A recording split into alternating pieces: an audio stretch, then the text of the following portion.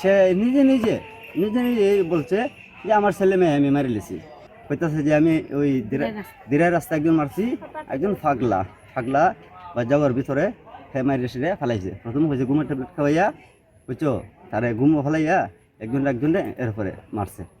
উনি বাচ্চাকে মারছে, মারার পরে কইতাছে আমি নিজে আমার বাচ্চাকে মারছি, কলা খাওয়াইয়া ঘুমের ওষুধ দিয়া মারছে, আর ময়রা 22 উঠছে। শুনছি কিছুদিন আগে 12 দিন আগে স্বামী স্ত্রীর মধ্যে ওই ফুলাহান রে বলে মারছে, ওই ফুলাটারে 3টা না কটা সেলাই দিছে। এইটা নিয়ে বলে আর মনের ভিতরে কিছু কষ্ট আছে, এটা তো আমরা জানি না, হেরা পারিবারিক সমস্যা। বাপরা ফেলে তো সন্ধান পাওয়া যাবে, তো বাপ 3 দিন ভরে আইছে, এমন ঠিক আইছে খান দিয়ে বাপ যেতে মানে হ্যাঁ নেয় নাই ফুলাফান। পরে সবাই গ্রামের যত মানুষ আছে সবাই চাপ দিছে তুই নিছস, নাহলে ফুলাহান কই গেছে।